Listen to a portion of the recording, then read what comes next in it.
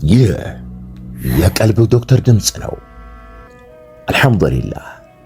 ታካሚዎቻችን የሚድኑ በእኛ ኃይል እንዳይመስሎት በአላህ ኃይል ብቻና ብቻ ነው። ከቀልብ ዶክተር ዓላማ ውስጥ የአላህን ተአምር ማንገስ ዋነኛው ነው። በየጊዜው በቀልብ ዶክተር ታክመው መዳናቸውን ማመን እስከሚያቀታቸው ሲቃይ የተናነቃቸው ሲገልጹ የአላህ ተአምር ምን ያህል የገዘፈና ግልጽ እንደሆነ ያሳየናል። ከህመም ወደ ጤነኝነት፣ ከጭንቀት ወደ ደስታ፣ ከጨለማ ወደ ብርሃን፣ ካላሰቡበት ወደ ስኬት የደረሱት በአላህ ተአምር ቢሆን እንጂ። ልብ ለአላህ እጅ የሰጠና የተናነሰ ሲሆን ግልጽ ይሆናል። አላህም እንዲህ ይለናል፣ አላህን ትገነዘቡና በእርሱ ታምኑ ዘንድ በችሎታው ላይ ያስረጅ የሆኑ ግልጽ ተአምራቶችን ያሳያቸዋል። አልበቀራ። ኑ ባላህ ቃል ያላህን ተአምር እናግስ። ሕክምና ማግኘት ሲፈልጉ ይሄንን ሊንክ ይጫኑ።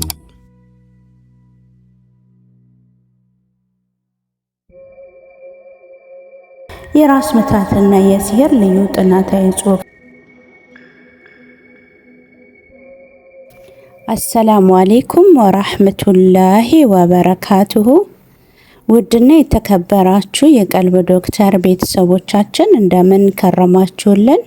በያላችሁበት የአላህ እዝነት ጥበቃው አይለያችሁ እያልኩኝ ዘወትር ሐሙስ ወደ እናንተ እንደተለመደው ይዘንላችሁ የምንቀርበው በቀልብ ዶክተር ኡስታዞች የተለያዩ ጠቃሚ ትምህርቶችን፣ ጥናታዊ ጽሑፎችን፣ መጣጥፎችን በቴሌግራም ቻናል ላይ በሰፊው በብዛት ይለቀቅልናል።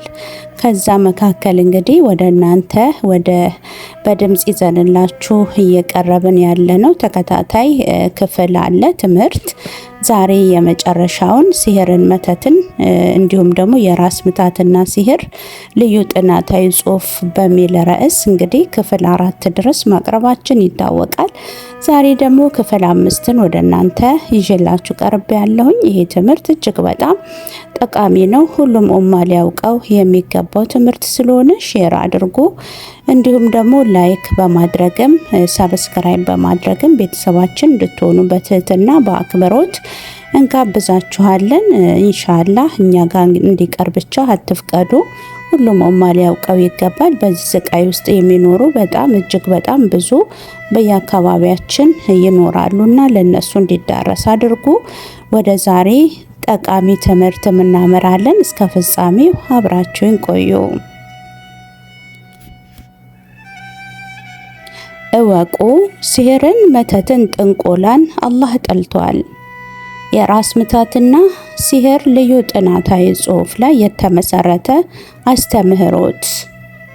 ይህ መጣጥፍ በቀልብ ዶክተር ስር እየተማሩ ካሉ የወደፊት ኡስታዞች የሚሰጥ ትምህርት ላይ ተቀንጭቦ ተቆርጦ ለእናንተ ለኡማው ይጠቅም ዘንድ የተዘጋጀ በጥናታዊ ጽሑፍ መሰረት አስተምህሮት ላይ ተቀንጭቦ የቀረበ ነው። ኢንሻአላህ ኡማው ሊያውቀው የሚገባቸውን በኡስታዞች ተመጥኖ ተስተካክሎ ቀረበ። በዶክተር ሂዝቡላህ ክፍል 5። አንድን ሙእሚን መብላት፣ መጠጣት፣ መደሰት እየቻለ በሱስ የተነሳ ታሞ የአልጋ ቁራኛ እንደመሆን የሚያም ነገር የለም።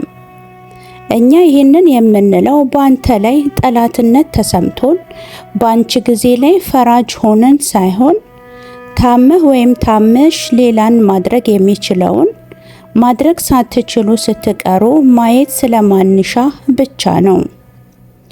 ሱስ የተባለን ማንኛውም አይነት ነገር አቆሙ። እስኪ ራሳችሁን ለመለወጥም በዚያውም ይሞክሩ። ይሄ ወንድማዊ አባታዊ ምክር ነው። ይሄን ሱስ በምታቆሙ ጊዜ የሚፈጠሩ የተወሰኑ ነገሮች ይኖራሉ። ከነኛም ውስጥ ዋነኛው የራስ ምታት አንዱ ነው። ይህ ራስ ምታት ገዳይ አይደለም፣ ሱሱን ስላቆሙ ብቻ የመጣ ነው። በዚህ ወቅት እንቅልፍ ተመራጭ ነው። ብሎም በርካታ ውሃዎችን መጠጣት ጠቃሚ ሲሆን ወደ ሱሱ የሚያስገቡንን ነገሮች መራቅ ይኖርብናል። ስፖርት መስራት፣ ትዳር ላይ ካሉ ከባለቤቱ ጋር የፍቅር ግንኙነቶችን መተግበር፣ ይህም የራስ ምታት ሙሉ ለሙሉ የማጥፋት አቅም አለው። 6ኛ የደም ግፊት ራስ ምታት። ይህ እጅግ በጣም ብዙዎቻችን ልብ ልንለው የሚገባ ነገር ነው። አፍያ እስካለ ድረስ አንድ ሰው ራሱን የመቆጣጠር ብሎም ለራሱ መሆን አያቅተውም። ይሁንና አንዳንድ ቤቶች ላይ በርካታ ሙእሚኖች ቤተሰብ ዘንድ በደም ግፊት የሚጠቁ ሙስሊሞች አይጠፉም። ከዛም ባለፈ በመጥፎ በሽታ ድንገተኛ የደም መብዛት ወይንም ስትሮክ ህመም የሚሰቃዩም አሉ።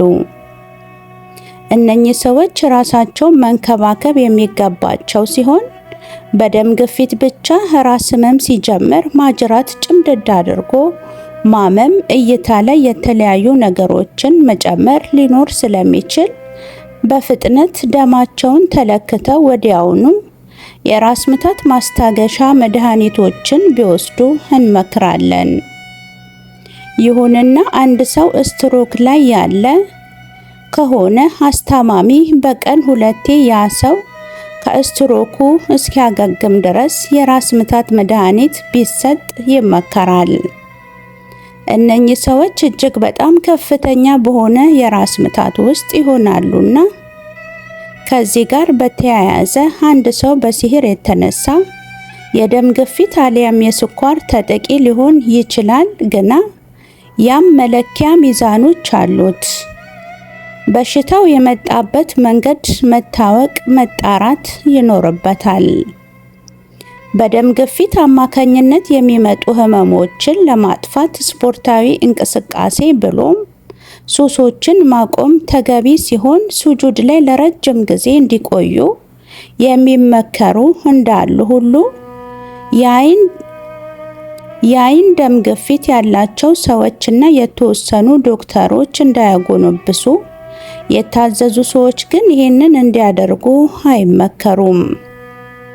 በቀልብ ዶክተር ስር ለሚማሩ የሩቅያ ዶክተሮች ብቻ የሚውል መረጃ በዚህ ጽሑፍ ላይ ተቆርጧል። ትምህርቱ በቀልብ ዶክተር ስር ለሚማሩ የሩቅያ ዶክተሮች ብቻም ተሰጥቷል።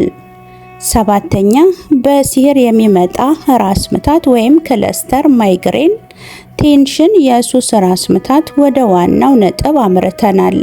አልሐምዱሊላህ። በዚህ ጊዜ ወቅት ይህንን የራስ ምታት ህመም እንዴት ያለ ነው የሚሉ ተደጋጋሚ ጥያቄዎችን አስተናግደናል። ምላሹን እነሆ።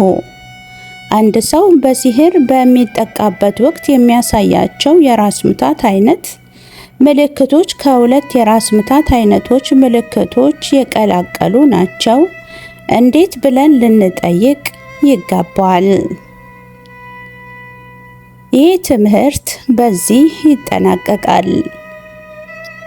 በሌላ ትምህርት እስክንገናኝ ድረስ ስለተከታተላችሁኝም ከልብ አድርጌ እያመሰገንኩኝ በሰማነው የምንጠቀምበት አላህ ያደርገን። ኡስታዞቻችንንም አላህ ይጠብቃቸው፣ ዕውቀታቸውን ለዓለም ያድርስልን እያልኩኝ የሳምንት ሰዎች ይበለን። ወሰላሙ አሌይኩም ወራህመቱላሂ ወበረካቱሁ።